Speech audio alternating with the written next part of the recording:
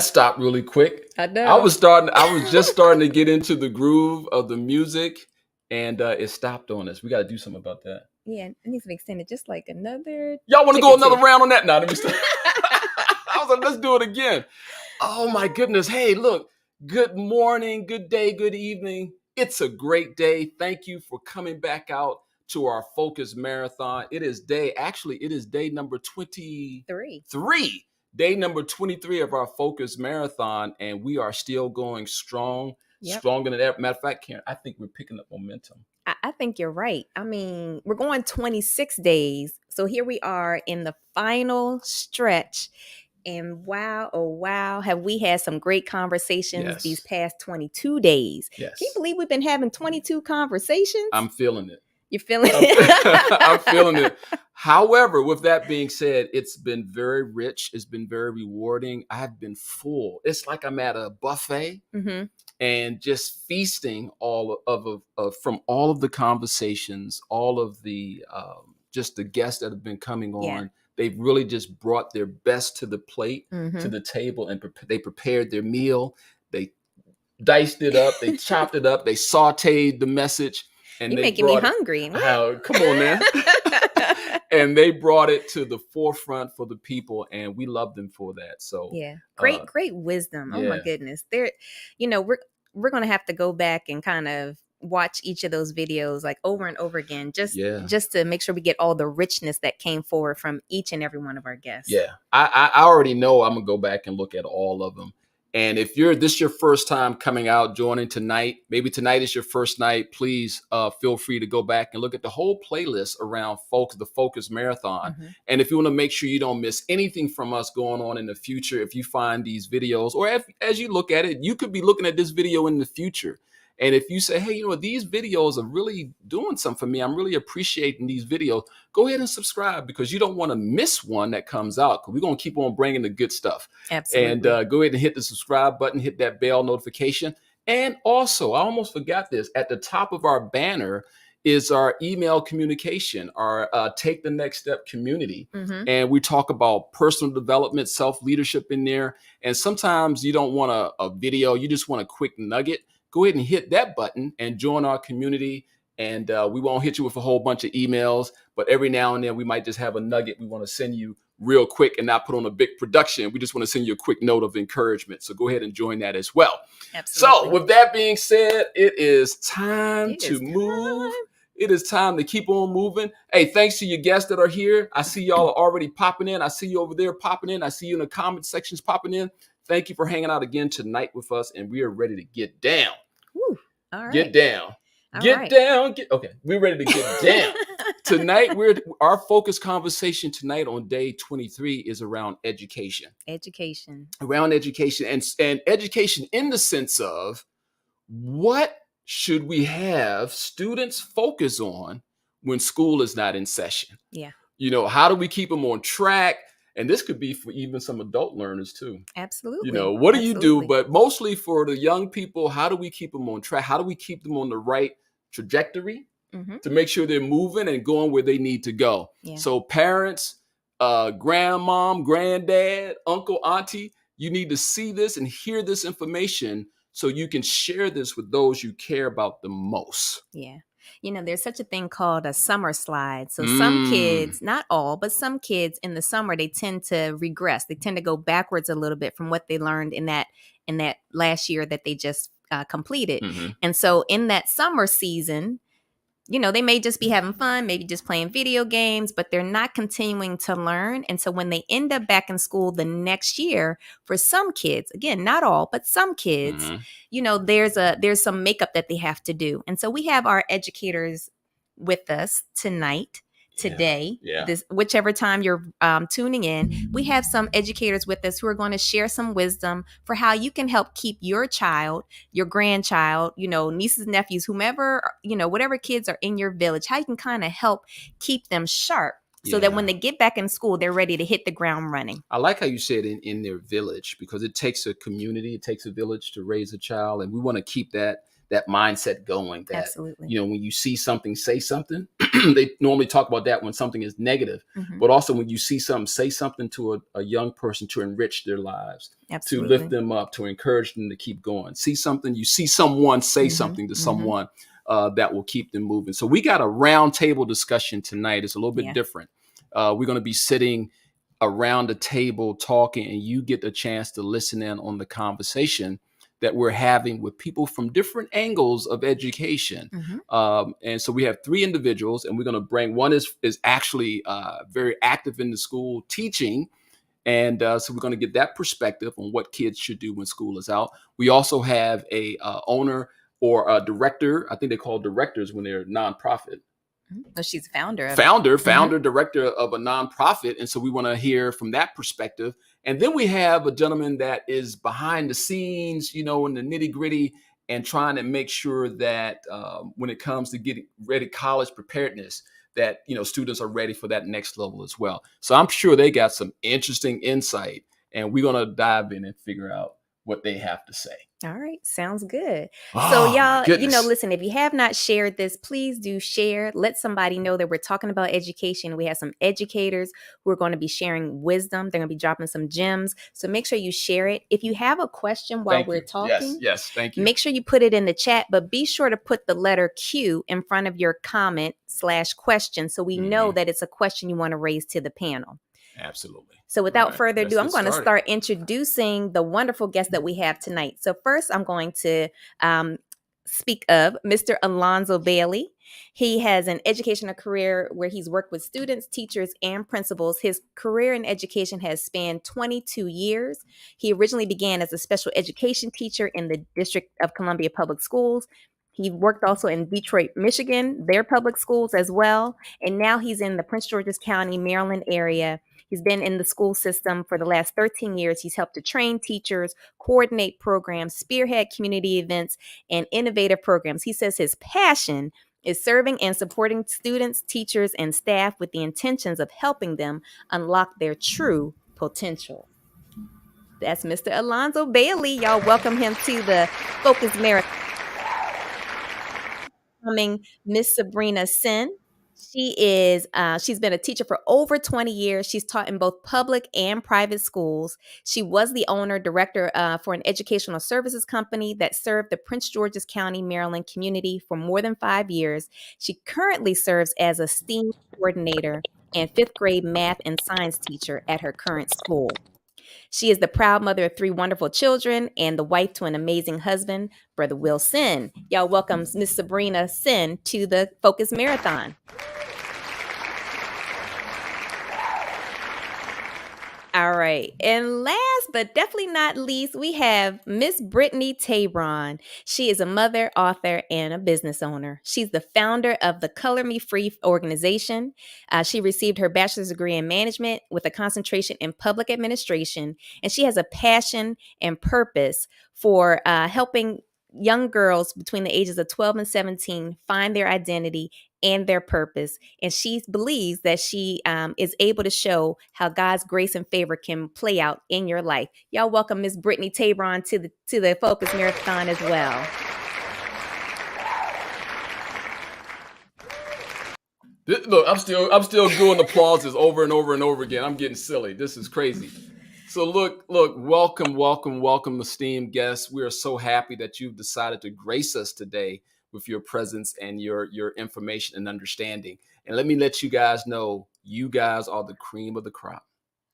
We just highly adore you guys and know that you are special. You're special to us. Mhm. And I know tonight, today, this morning, depending on what time it is when somebody's looking at this, you're going to be special to them as well. So thank you for coming out, and let's dive into this roundtable conversation. Yeah. We'll talk a little bit, we'll go back and forth, and then we'll jump over and we'll see what's happening in our comments, and then we will answer questions, things like that. We're just going to have a cool time just hanging out tonight, and we're just going to talk about education. Yeah, let's do it. Specifically on what to do when school is out. Mm-hmm. How do we keep the kids focused and moving? I'm getting choked up on this. and moving in the right direction. Let's go ahead and start. Let's do a round robin first, and then we'll just do, hey, just fire, just dive in wherever we can. So let's go right to the heart of it. Let's go to, you want to go right to the school I teacher? think I was going to say Sabrina. Let's go right Let's ahead go to to Sabrina. Sabrina. And Sabrina, let's go ahead and hear your ideas, your thoughts. When you think about this subject of keeping the kids on track, what's the first thing that come to mind? We're going to go ahead and bring you in, then we're going to mute so you can go ahead and talk. So the first thing I would say during the summertime is to make sure your children are having fun. Because they're leaving such a structured environment in the classroom, that once they start the summer, we want to make sure that they are having fun, but still learning during the summer process. And one of the things, if we look at an analogy I always like to look at, is preschool through kindergarten, you learn mostly everything you're going to need in life. You learn how to read, you learn how to write, you learn your math. But how is that done? It's done through play and exploration. Then your upper grades, we hone in and perfect those skills. So in the summertime, we just want to make sure that we're having fun and learning, doing things with our kids and our children, our grandkids, that are keeping them engaged, but also allowing them to have fun so that we don't develop a frustrated learner. So one of the things I like to say is, when you go out to the movies, have it so that they have to write a review of the movies. When you go to the grocery store, have the kids actually plan a dinner. And, they can go through, and now, with technology, use technology to benefit them. And then it also helps you gauge what they're doing on the computer or phone or whatever they're using. But if you're doing a dinner, they can go on to the grocery store apps and actually plan out a meal by pricing what they're going to need. And then they can actually, compare shop. You can look at different grocery stores and they can actually compare where's the best bargain, how much are you going to get the most for your money, and, different things like that. And then they actually prepare out the menu and how much are they going to need of each item. And then when you actually go to the grocery store, have your child go with you. So things like that, where they're having fun, but they're also learning, and they don't know that they're actually learning. They thinking, oh, mom, having fun with my mom, or, cooking, grilling out with my dad, something like that. But, have them engaged in something that's going to keep them excited about their summer. So that's just a couple of things. Yeah, I like what you said when you said something about the frustrated learner. That was interesting to hear that. And so we're going to talk about that a little bit more. So let's go ahead and move to our next guest and bring our next guest in. So who you want to call up next? I think we should call Mr. Alonzo Bailey, and he can, I think, share an interesting perspective, not only as someone who's been in the classroom, but also someone who has supported teachers now. So, Alonzo, give us your thoughts on some ways that we can keep kids engaged in the summer so that they're really prepared and not losing anything when they start their next school year. Well, I'm going to say I would like to piggyback off of what Sabrina said. Having that balance is really good, particularly when, we've had students really overloaded. Now they've been inside of school, but they've been overloaded previously to just working online. And that can be really exhausting. And so I love what Sabrina mentioned. One of the things that looking at balance, not everything academic, but looking at for middle school students, having them prepare for what we call community service learning hours. Like those are some of the things that they will need, once they move forward and matriculate to high school and then move on. So having them volunteer, looking at them volunteering, looking at for high school students, possibly doing internships, looking at some non-academic ways that they can get engaged that will help them long-term as well. A lot of times students will say, well, I don't have anything on my resume. I don't have nothing to really put down. Some of my juniors, sophomores, and seniors. But, what's weird is a lot of, students don't like to get out there and volunteer and engage in the community and do some community service. And so I encourage, some of the students and parents to allow their students to get involved a little bit in some of the activities. Also, because I don't work a lot with the elementary, but I do know there are so many great programs and free apps that many of the students and parents can use that are more game oriented. Like it's not so involved, but like was mentioned earlier, that they can engage in some of the platforms and they can learn at the same time. And some of those free apps are like Duolingo, Brain Escape. Uh, the Khan Academy has really, really great skill level, base level components within it that students can really utilize as well. We call it summer melt, and you use the term slide, Mm-hmm. Karen. We call Mm-hmm. it summer melt because sometimes, students can tend to be burned out, but, trying to keep them engaged. Like right now, we're hosting a college readiness boot camp where we're trying to prepare students to begin the process of understanding the college application process of admissions, engaging students and getting them to understand the scholarship process and learning how to write an essay. Mm-hmm. Students really don't, they really don't particularly care for writing essays, but we try to encourage them in a very unique way to begin to think about their exploration of what their field experience or what their program of study will be, and begin to write around their own personal journey and experience. Because we realize that a lot of students, a lot of colleges will look at a student's 4.2 or 4.0 GPA, but they really want to see a well-rounded student too. Yeah. Mm-hmm. What are you doing, extracurricular, also out beyond your academics? I know that a lot of parents are exposing their students to, it could be AAU, basketball, football, or, Mm-hmm. swimming and things. Those things I really feel are really good. But, I wouldn't limit it to those things. There's, music lessons that kids can get engaged with, piano, because, a lot of students are exploring what their gifts and what their talents are. Mm-hmm. And I really believe that if we expose them to different things, that there may be something that they really tap into that they can begin to kind of flourish in. Mm-hmm. And so just wanted to kind of add the non-academic side. Of course, there's tons of academic skill-based things that students can really engage and get involved with. But for the, time of being in the summer and just kind of begin to make sure that they don't digress or regress too much. Some of those activities they can get involved with are transferable skills. Okay. That's good. Mm-hmm. All right. I'm already picking up some good nuggets. Man, this sounds like a town hall meeting. I'm like, okay, we got candidates here. Y'all running for student, what is it? The school body board members and stuff like that, man. So this sounds the Board good. of Education. Board of Education. Mm-hmm. Yeah, that's what this sounds like. So let's go ahead and Miss Brittany, you gonna be all right? Come on in. Let's come on in, Miss Brittany, and let's get your input. What are you thinking here when we talk about students not? This is y'all opening statement, and then we're just gonna do rapid fire. And so what do you got here? What are you thinking when you hear this? No volume?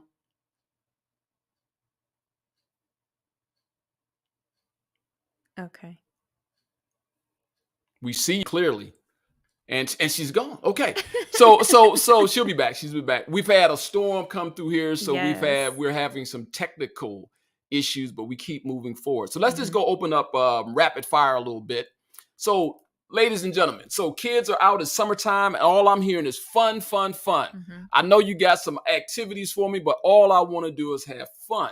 And I think both of you kind of alluded to things does not have to be all academic, but in the fun, there could be some learning. Right. And so what do you think now that kids, I'm thinking about the song, girls just want to have fun, but I'm thinking kids just want to have fun. It's summertime. So if we're telling, look, we got to keep them ready. What kind of tips, tricks, you might have to do tricks or whatever the case may be to keep the kids engaged. Right. And allow them to still have summer fun. Yeah, so I don't. Is it that you don't say you're going to be learning something? I mean, how do you, or are you just straightforward with it? Like, how do you engage kids? What would you tell parents? And this is rapid fire, so there's not no order. Just whenever you want to jump in, just go ahead in. I think teachable moments. Allowing students. I think one of a theme that cuts across. A lot of it is really helping students learn the concept of being diligent. Okay. Like Sabrina mentioned earlier, giving them a project in some things around the house, levels of responsibility, and that can start with a fourth grader or third grader. Mhm. Giving them step by step things that they're responsible for, because we all know here that project based concepts, or those who are in project management, is all about managing projects step by step. And so we can begin to engage students in that way. I think that's really, really helpful. I think too, I want to highlight something that I feel very strongly about, Okay. and that is in our own households. What's a teachable concept is financial literacy. And I think Ooh. it Mhm. should start really early with our students. And because that is a life skill. And I think we can begin to help them. I know that there are apps, there is called Greenlight, is a card that young people can use, like a fourth or fifth, early as a fifth grader. And of course it's managed by the parent, but they can begin to develop money management skills, Mhm. which I think is really critical as they begin to evolve and begin to develop. Of course, it's incorporated with money and mathematics, but I Hmm. think that's something that we can definitely hone in on as it relates to our What young people. about what age do you think that financial literacy should begin? Is it what age? Yeah, what age do you think? I feel like it should begin in fourth, fifth grade, and small, of course, small concepts. But I Mhm. believe you could begin to start it then. Right now in Prince George's County Public Schools, we have incorporated or added a financial literacy elective that is now something that students can take as they matriculate to high school. But I think we should start early, even when we start talking about college readiness. Kind of Mhm. understanding careers and professions, and looking at certain things that students are highlighting their strengths. A lot of times, even in education, we may hone in on the deficit, right? Oh, Hmm. he's not doing really well in reading.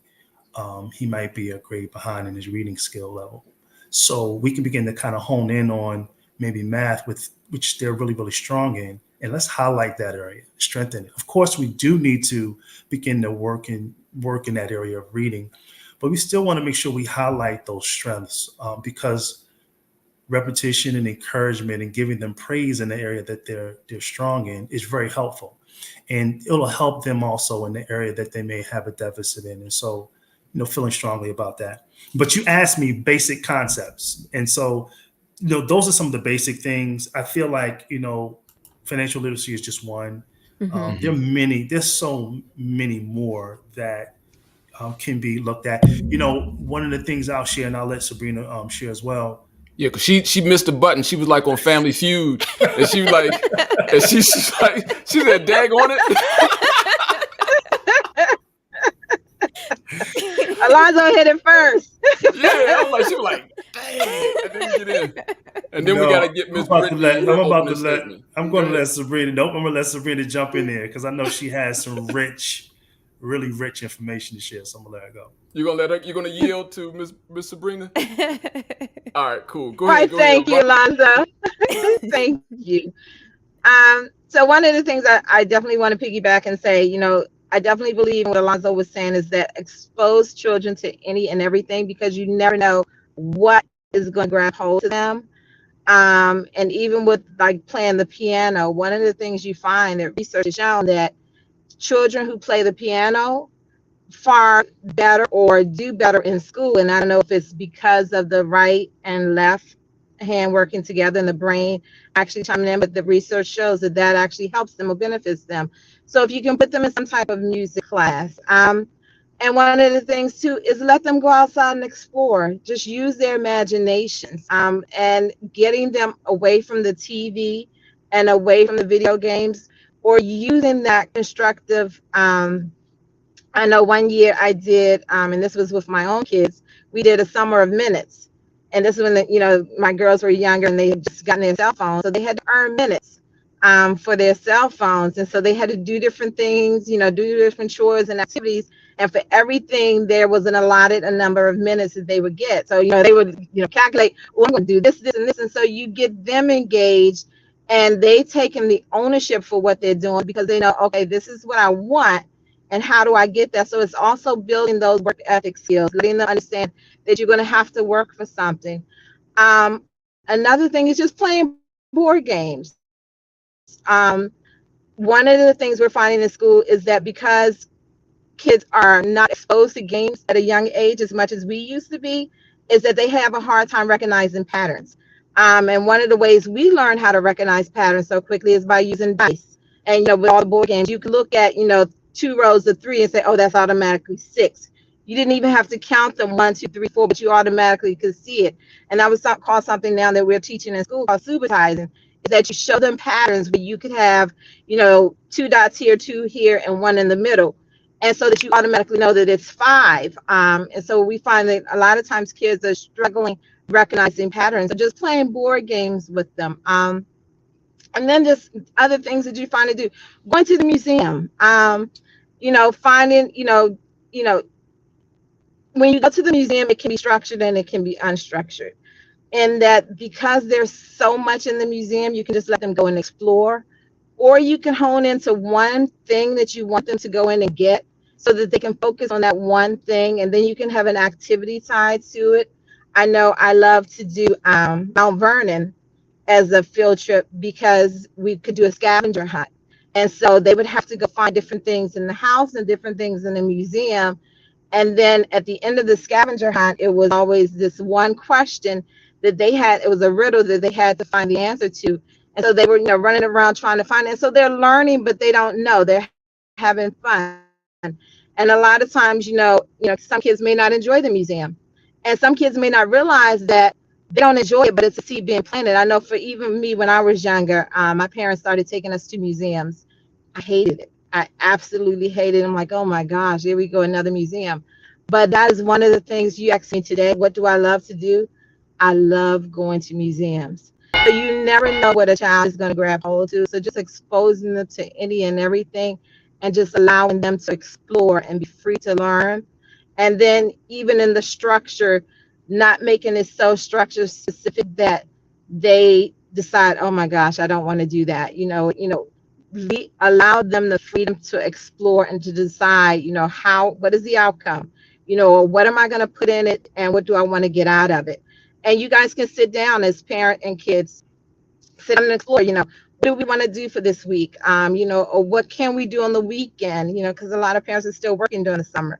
What can we do on the weekend? And have the kids plan out an itinerary so that they're just not, sitting around playing video games. And, even in the video games, finding different games that will challenge them academically. And, Alonzo was naming some, but another good one is Math is Fun. It's another good website to use. And it's a lot of math, but it's using games, which they love to do. I can't hear you, Antonia. No, that's my issue right there.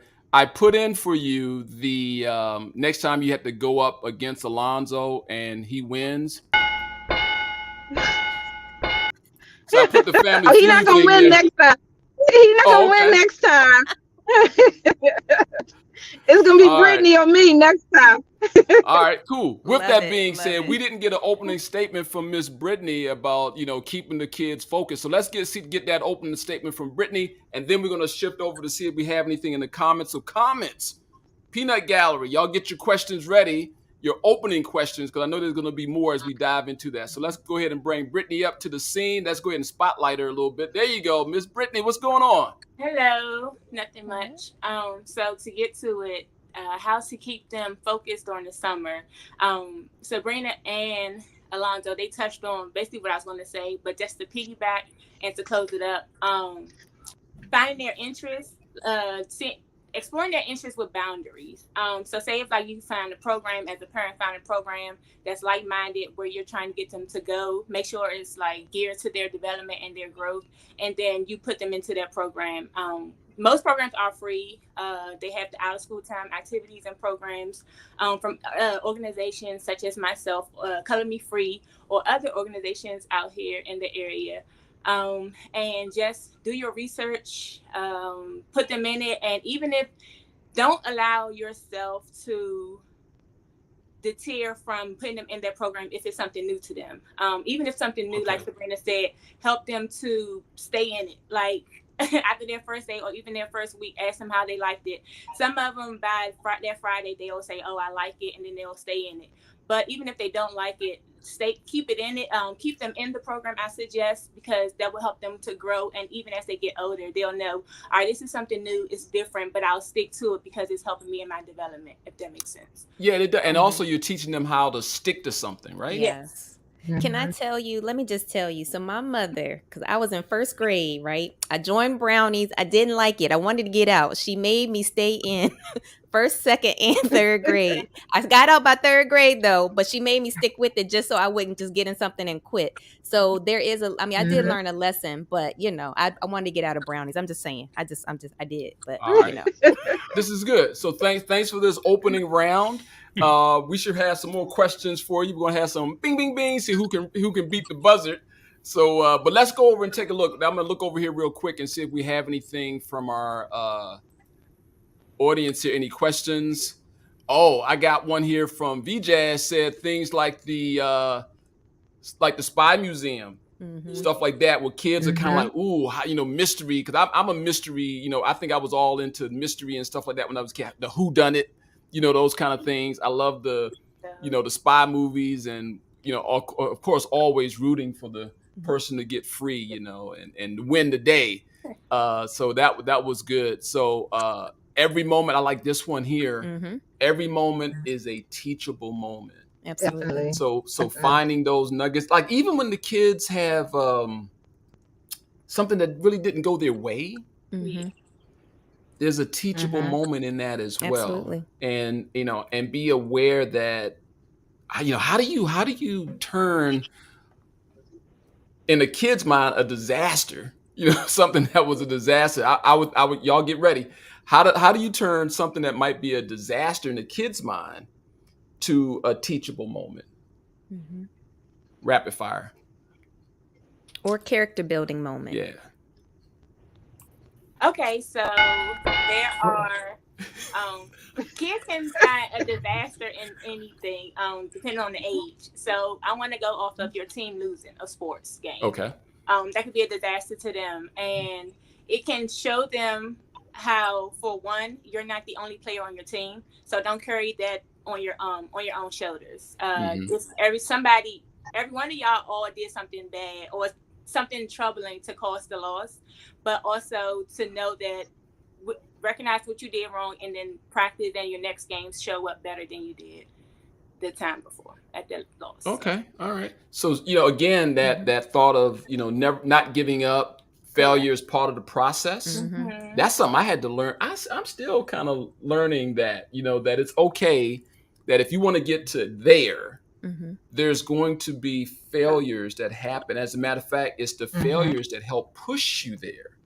Yeah. Because and not to try to avoid them. So I think kids are trying to avoid failure. Yeah, I like that because, and I may be mistaken, but I believe we're in a day and age where we, kids are getting these achievement awards just for showing up, or participation awards. And so maybe not really learning that, sometimes you do lose. Sometimes there is a winner, and learning how to process that, because everybody doesn't always win. And so, I like that example that you gave there.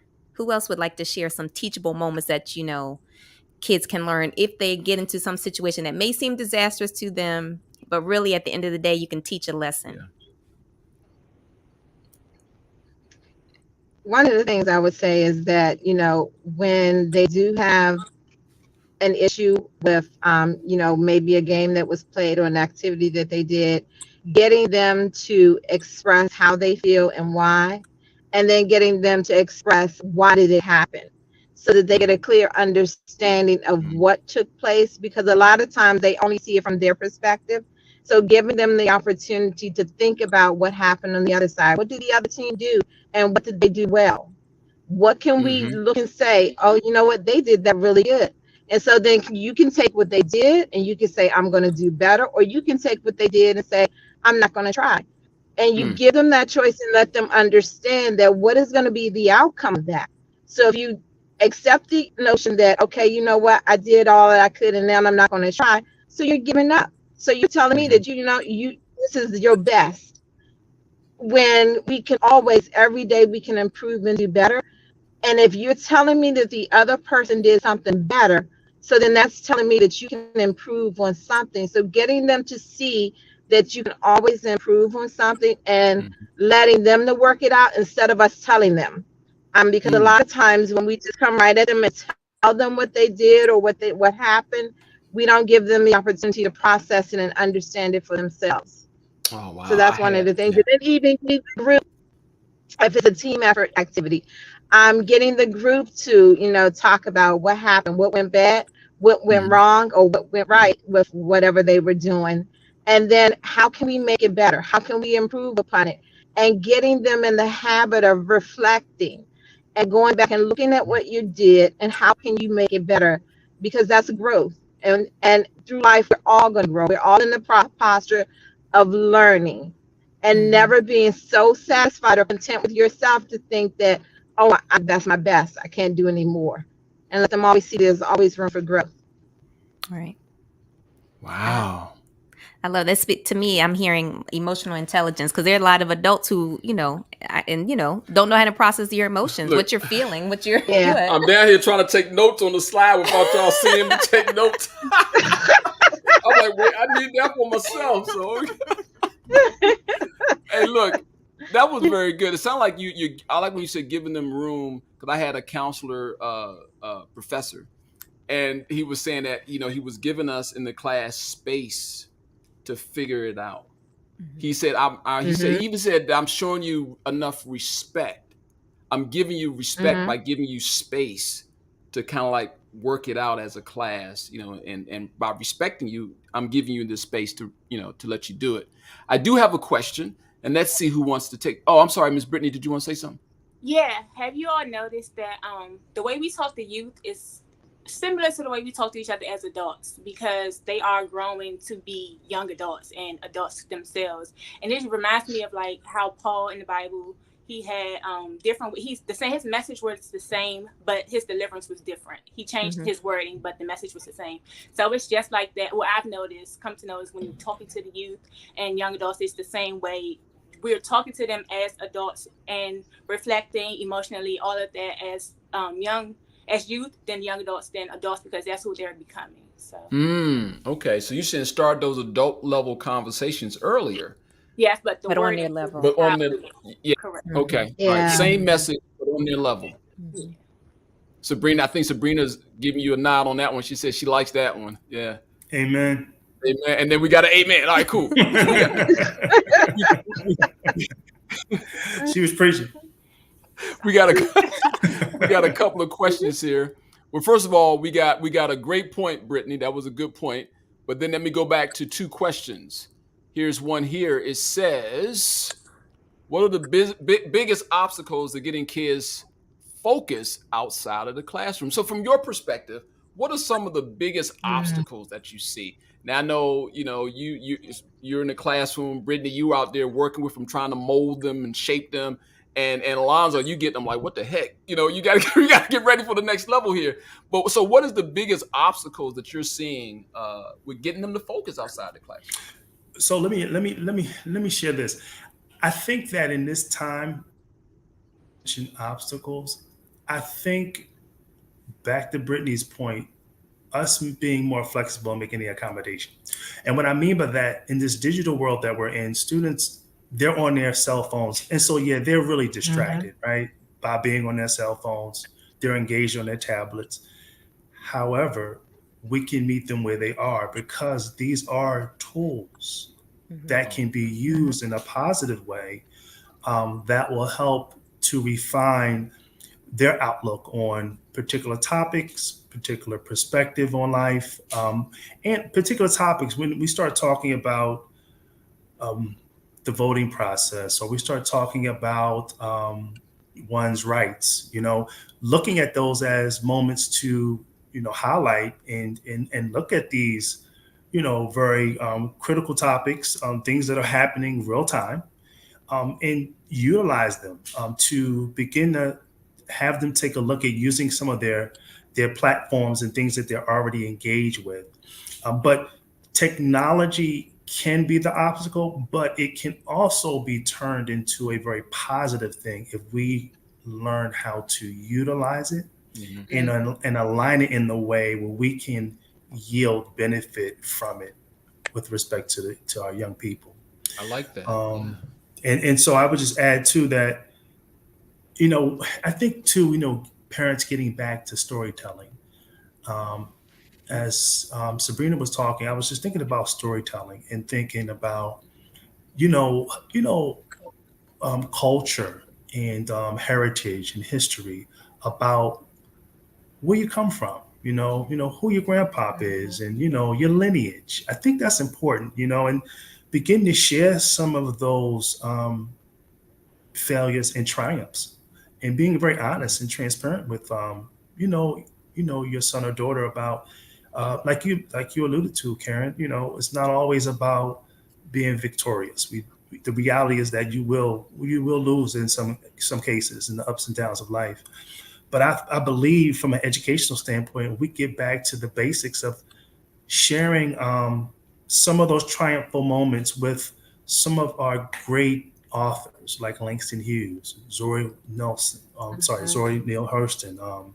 Just going back to getting them engaged with some of that literature, where we had to learn, and they don't really go into a lot of it, in schools, but when we talk about Mother to Son or A Dream Deferred, these poems, these very profound and very amazing literature and poems that were written, I think if we can tie that in academically and, from a storytelling perspective, I think that becomes really fruitful.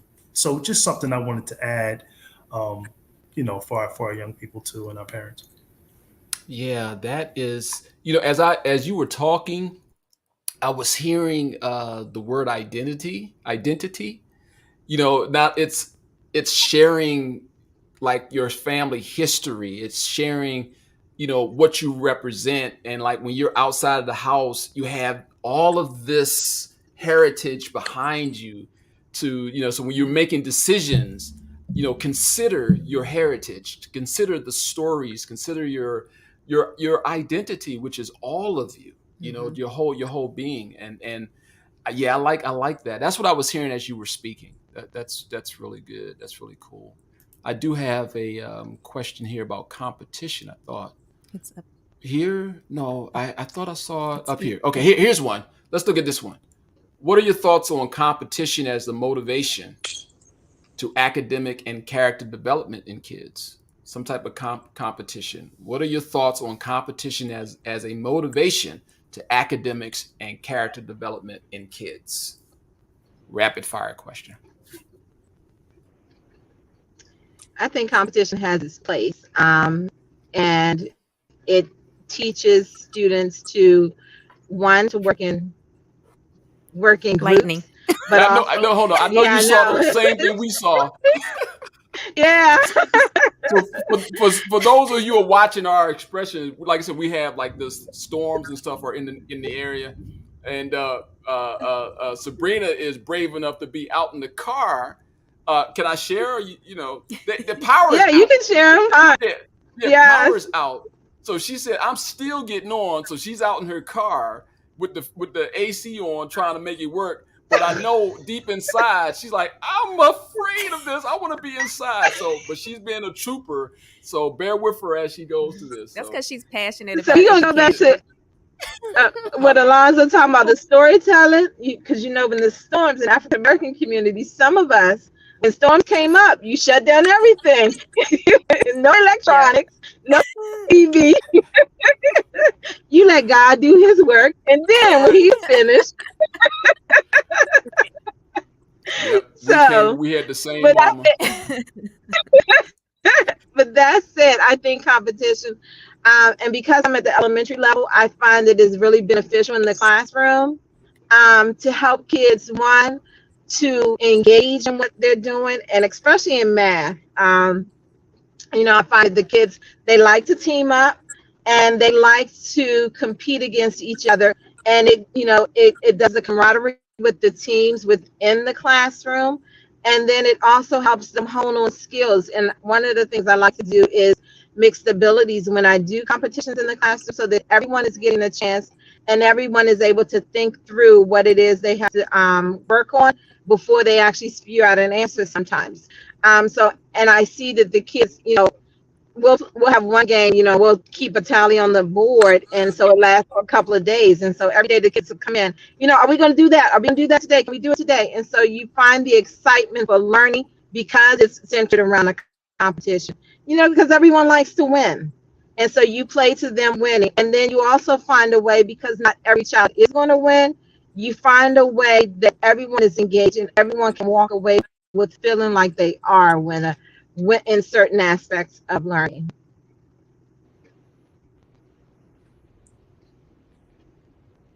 Can't hear you, I'm sorry. Antonio. Yeah, okay, I'm good. I'm back. I keep muting myself because I don't want to, start yes, yes, yes, all in the microphone. But that's good stuff. Thank you for sharing. Did anybody else want to comment on that? The question reminded me of like the spelling bees and the science fair projects and stuff like that. It helps with them in their academics and also their character development. Just showing that they can put their mind to something and actually win. And yeah. Do they still have debates in school, like debate competitions? So I actually just signed my son up for a debate camp. Oh, you did? Okay. Yeah, it's called the Urban Washington Debate Camp. So yeah, they still have it's not in schools though, so you just have to go outside of the schools to find a different program. All right. With that being said, you said outside of the school. That lines up with your work, because your work is outside of the school. You want to talk about can we give a moment to you to talk about what you do, and can we spotlight you for a minute and you share what you do? Give us a run through. What do you do? What's your company all about, and how are you helping with this? So Color Me Free is a mentoring organization helping at-risk youth between 12 to 17-year-olds, giving them access to a mentorship program with tutoring, public service, community enrichment, and we do after-school programs and out-of-school time activities. So after school, we go to different schools in the DC area. My focus is actually on Title I schools. Because they are more geared with at-risk students, children being their students. So we go to the schools and have a after-school program there. But this year we'll be located at 2 police districts in DC on various days. Monday, I'm not sure how deep I should go, but Mondays and Wednesdays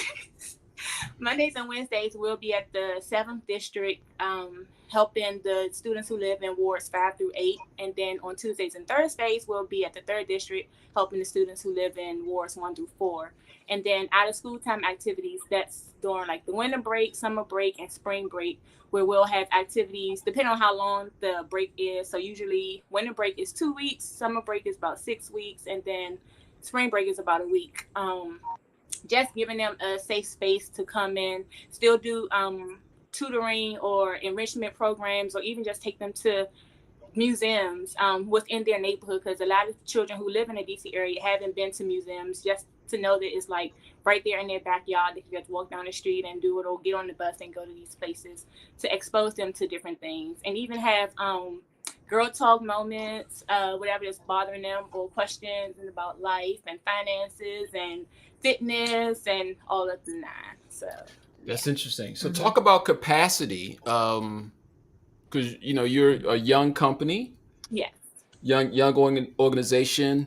So what do you need? So like if young you pretty much focus on young ladies. Yes. Young ladies, they want to get involved with your organization, or there's a mom that say, hey, you know what, I want my child to be in something different. Maybe she, we need to get her back inside the lines. Remember Color Inside the Lines? I was never good at staying inside the lines.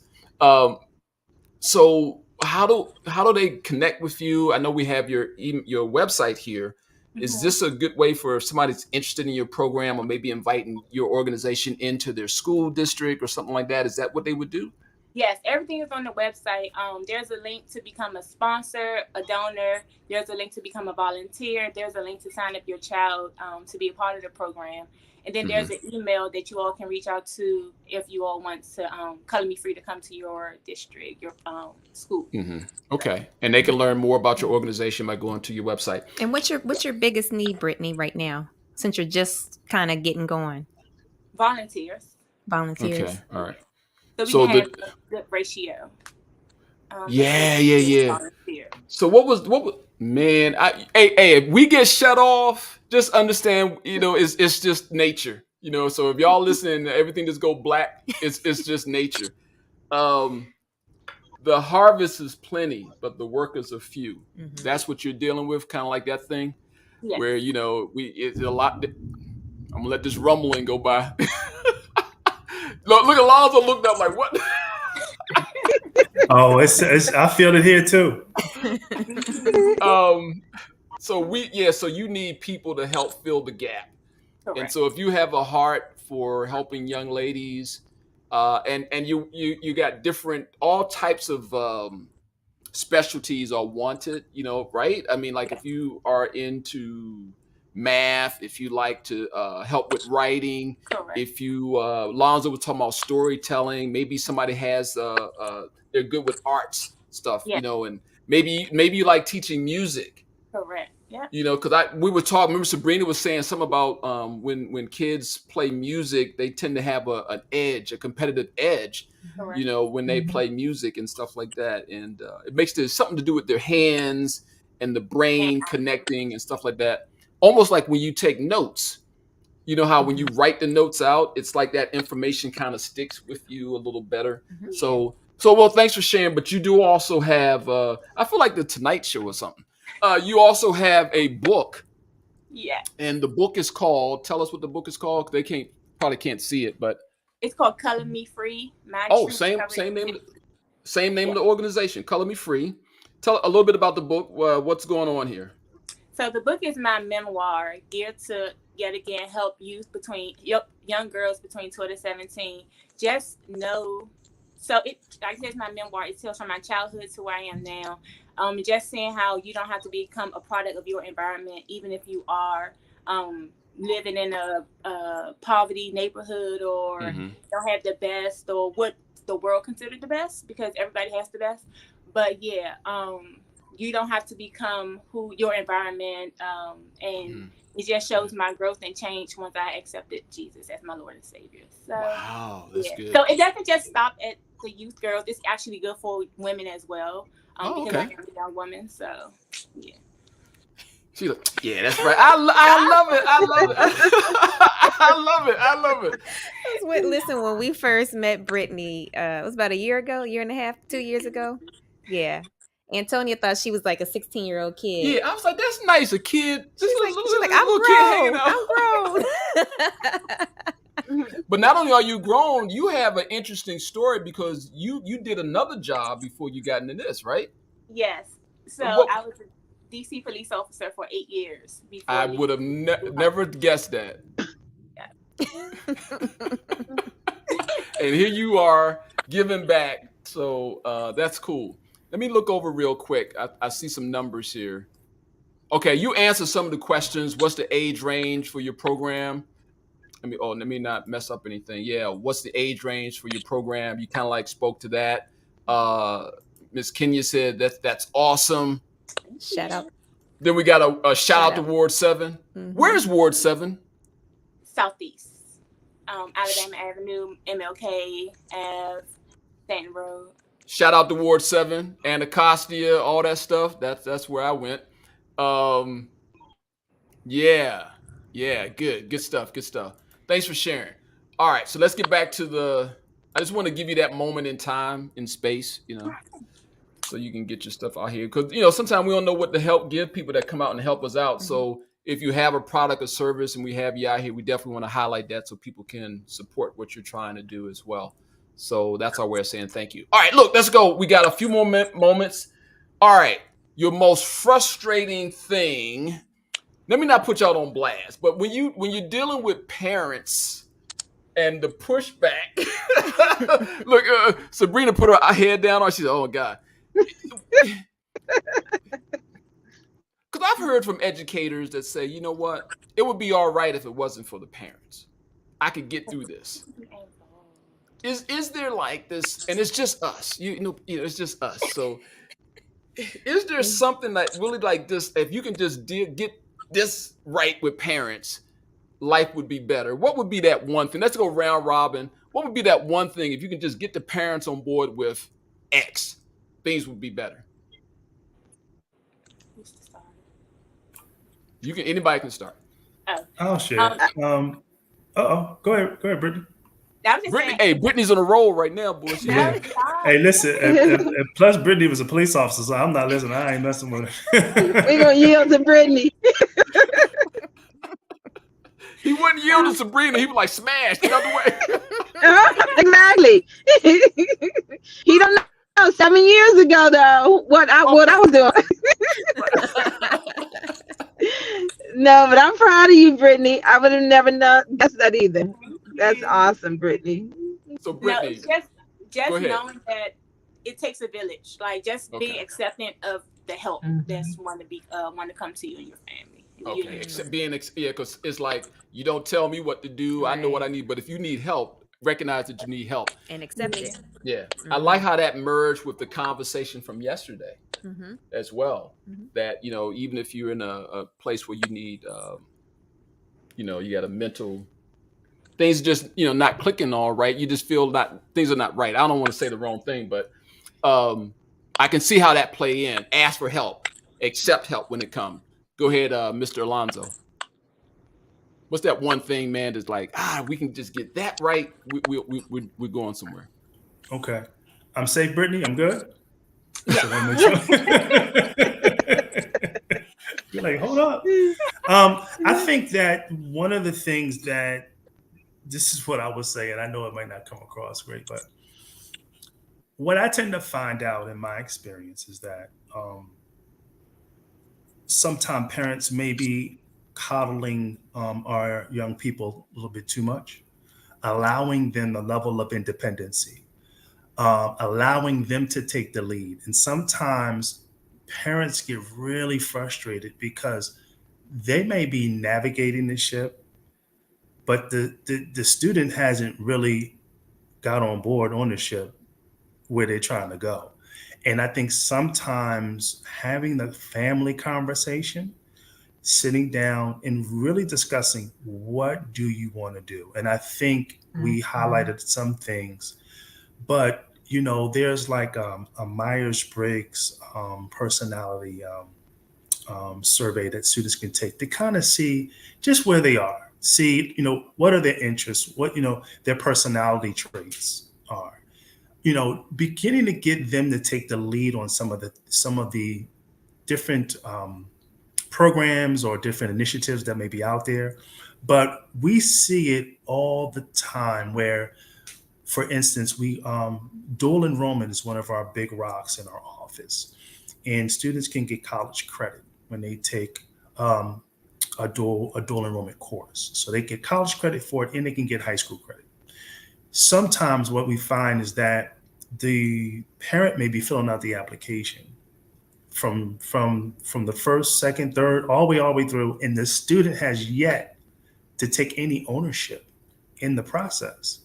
And so one of the things I encourage parents to do is meet the student halfway.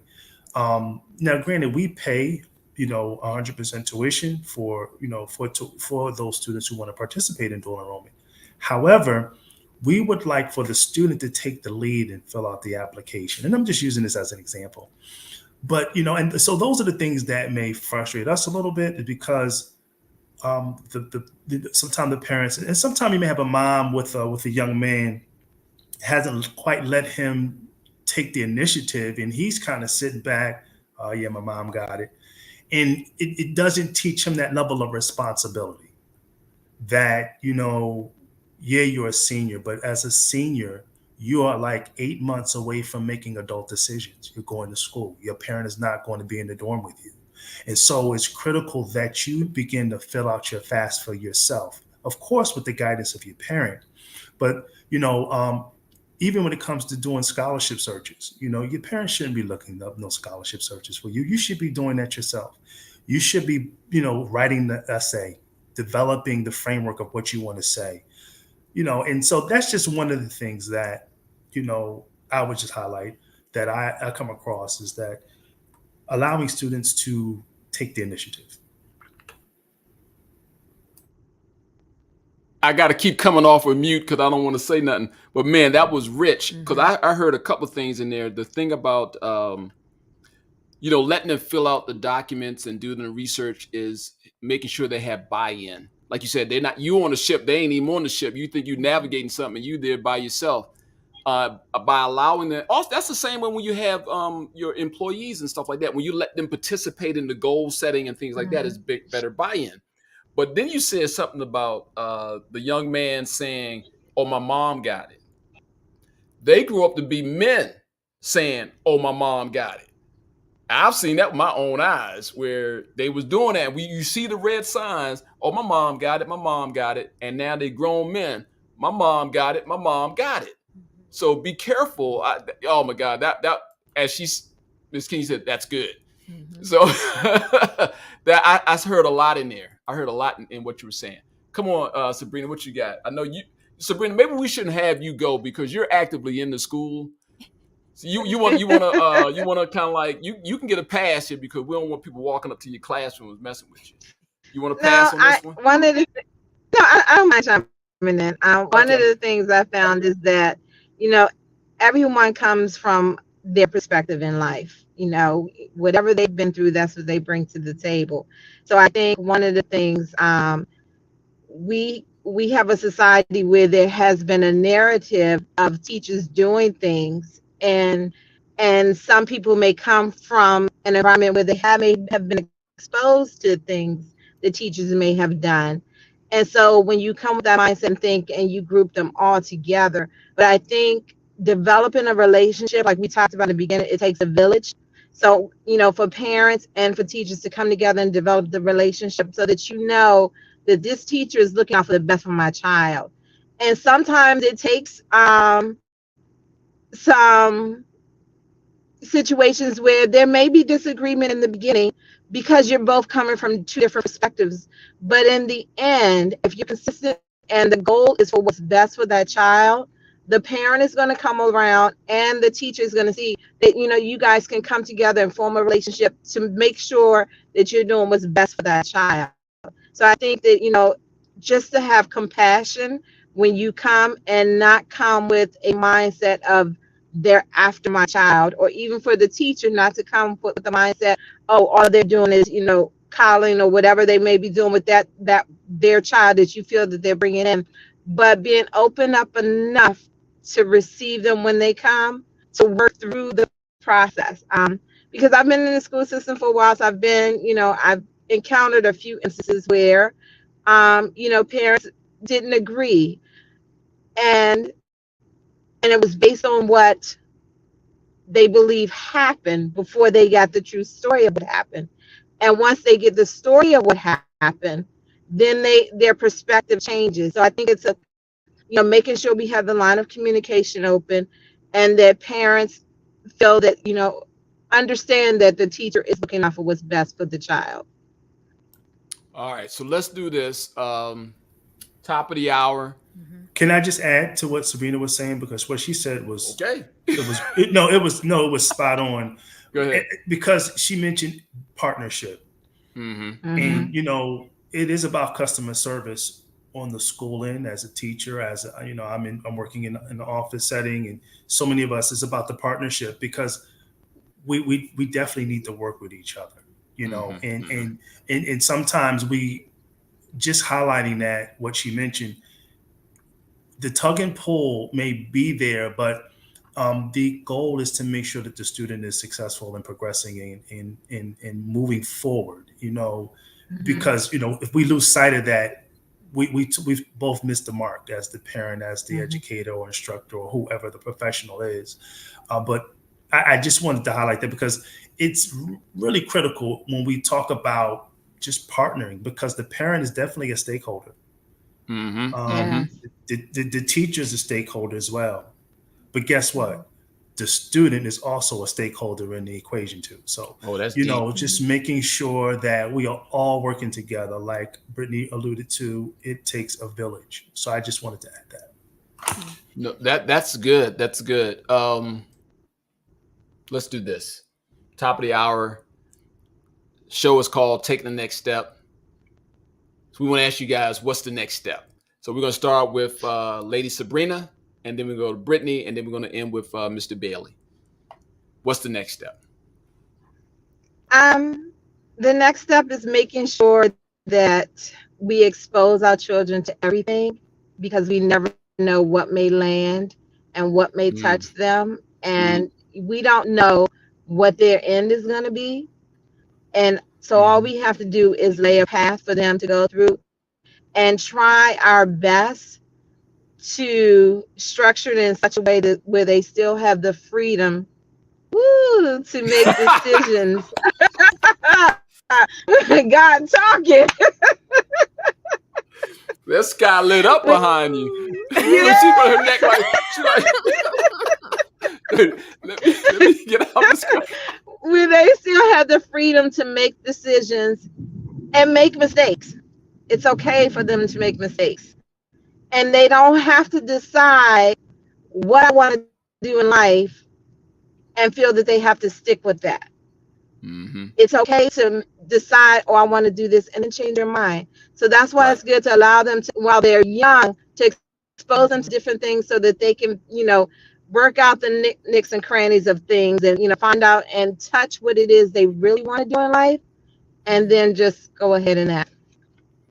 I think that would be the next step. Awesome. Good. Exposure. That's good. That's good stuff. Mm-hmm. All right.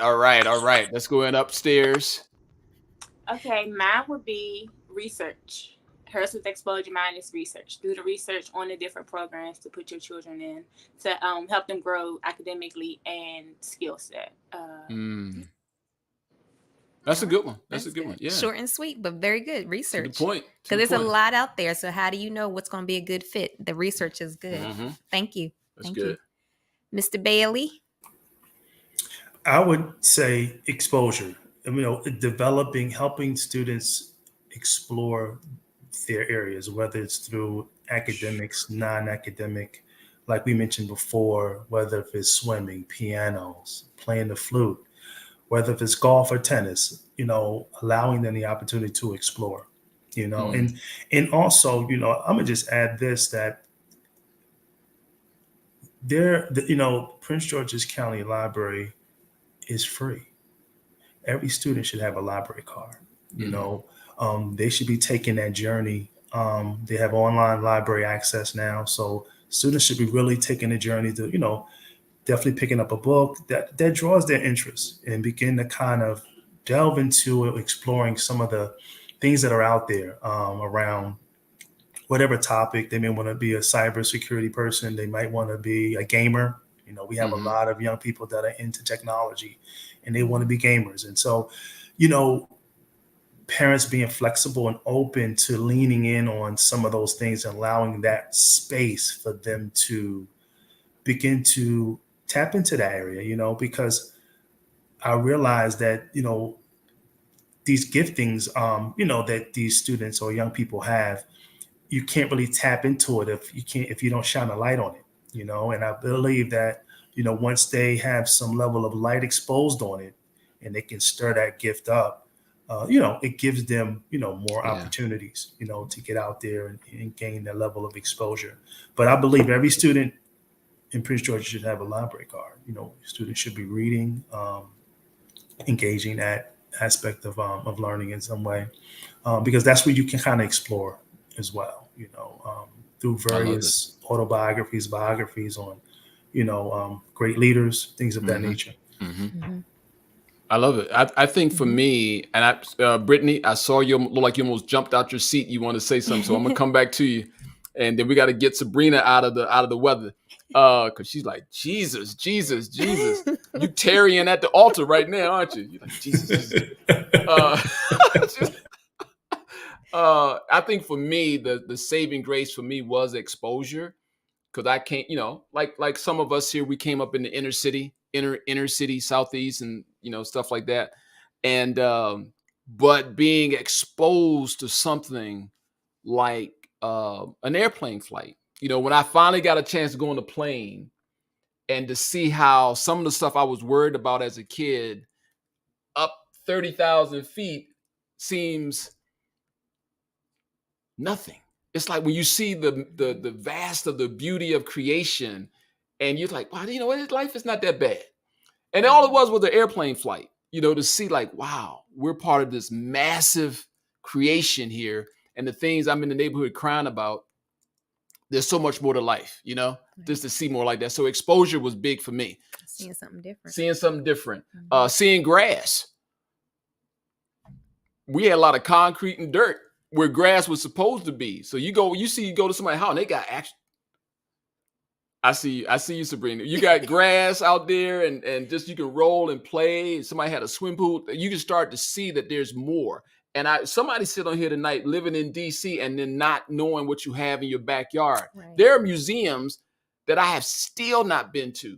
And there's so many that are free. And they're free. Can I tell you, I was a lot younger, but I went to Detroit and we went to a museum and I was like, y'all got to pay. I didn't know that, you know, everything around here, well, not everything, but the majority of the federal museums, not the private ones, but they're free. And that's just such a treasure that we have. So let's go to Brittany because we got to get Sabrina.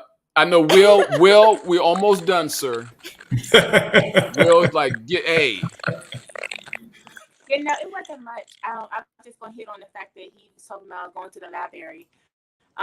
One of the things to do during the summer is take your kids to the library. If they don't have any camps or anything, have them read at least 2 books throughout the summer and have them do a book report on them.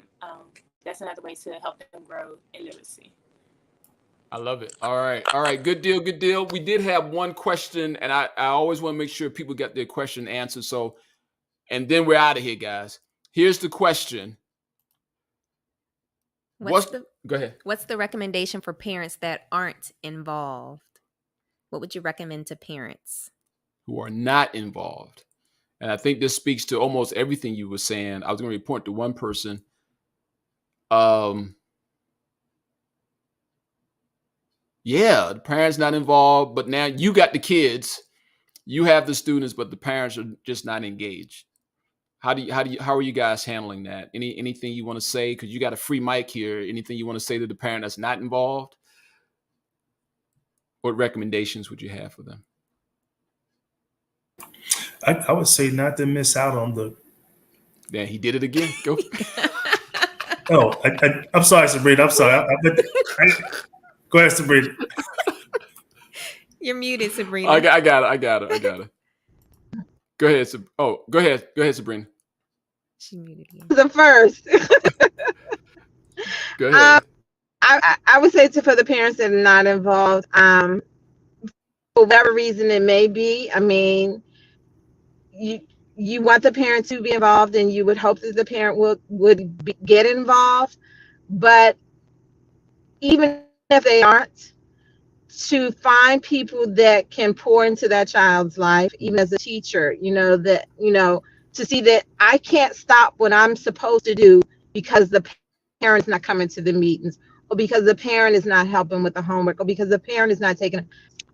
That's not my responsibility. My responsibility is to teach that child. So we have to make sure that regardless of what's going on around that child, when we have the opportunity to have that child in our presence, no matter who it may be, a grandparent, an aunt, an uncle, a teacher, that we're doing all that we can do to pour into that child and not tearing down the family member who's not involved. The child knows that that family member is not involved. They don't need to be reminded. We're just pouring into him to make sure that he sees or she sees the potential that's in him, and that whatever that might be, that they may even be able to help that parent to become involved. So just pour into this child. All right, Alonzo. Am I free to go, Sabrina? I'm good. Yeah, you are. We passed. No, I would just add. You let me see. It's tough, and it's a kind of a broad question. There's a lot in that question. Mm-hmm. But what I would say is that the research shows that, if one person mentors just one person, the success rate of a young person, is at least at 80%, just like a mentor or someone. And for that parent who would like for the other parents or someone to become more engaged in the process, I would say, continue to do your thing and be the model and example that they witness and that other parents see taking the initiative with young people. I think, like Sabrina said, it becomes tough when you might be the only one, or there's not many voices to campaign for the need of the village. That unique voice of many. But if you continue to you know take on the journey and begin to continue to plow and not take your eyes off the plow and your hand off the plow, and you continue to move forward, I think that you'll see fruit, and you'll see some of the other parents. Well, somebody will take a liking to you, because sometimes it just takes one to take the initiative. If you look at, it just takes one, and sometimes you being that model, you being that leader, you taking the initiative. Um, you know, Christ had 12 disciples. They changed the world.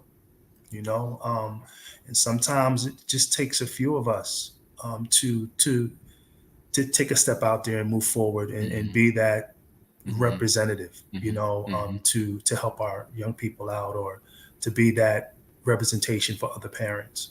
Gotcha. Thank you. Awesome. Thank you. I was going to say, and Brittany, go ahead and close it out. So we're going to close it out. Brittany's in and out, storms and stuff all over the place. Oh, look, she's trying to come back in to do her final finale. Let me see.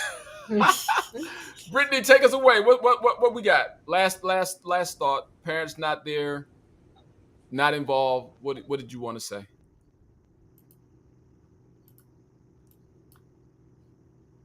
I got you.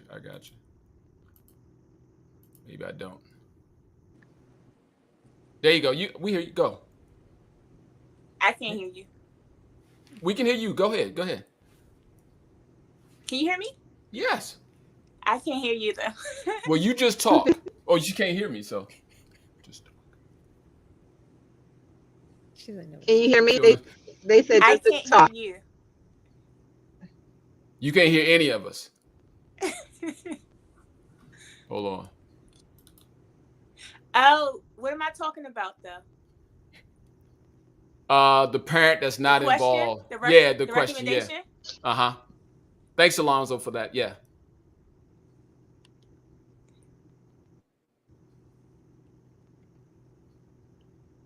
So my recommendation would be, like Alonzo said, it's a lot to unpack in that question, but wonder or ask why they aren't involved.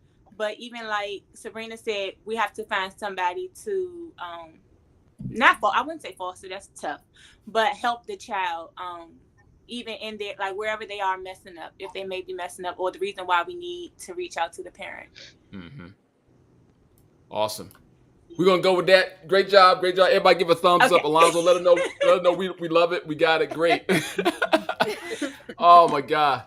Hey, this was so good, so cool. Thank you, educators, for being out here. You're educators and business owners, nonprofit owners, educators, administrators. Thank you for coming out and sharing. We don't know how to repay you for your time.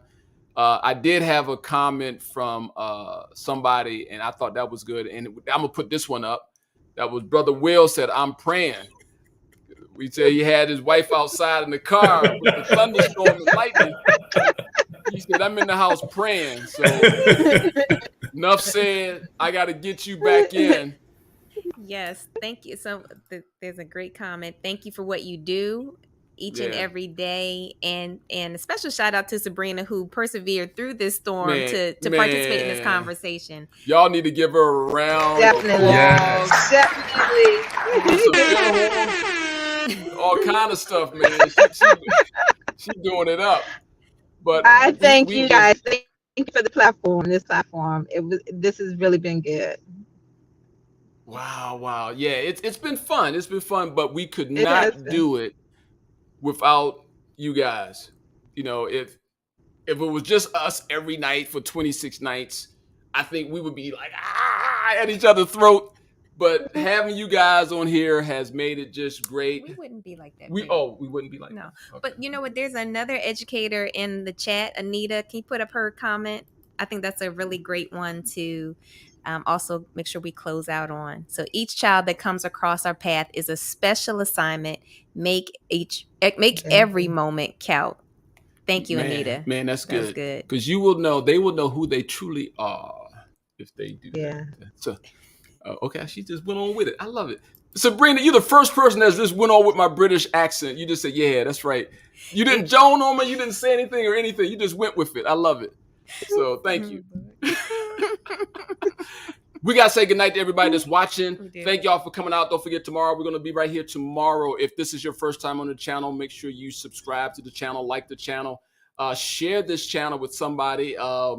Yeah. And we did get one comment that this was a very deep conversation. This is deep. So share it, tell people to come and look at it. And we're going to say goodnight to everybody. Yeah. Don't forget, we just have a few more days. Hang in there with us. We get the Friday. We're going to celebrate. I want y'all to come out and celebrate with us as we cross the finish line this Friday. So make sure y'all come back. Guest speakers, make sure y'all come back for Friday night. Same bat channel, same bat time, 8 o'clock p.m. on the East Coast. Mm-hmm. So come on back. So other than that, guests, please, y'all stay here. Don't go nowhere. But everybody else, look, thank y'all for coming out. We love you guys. Thanks for hanging out. It's been great to see you. Thanks for all the comments. Y'all have a good evening. We see y'all next time.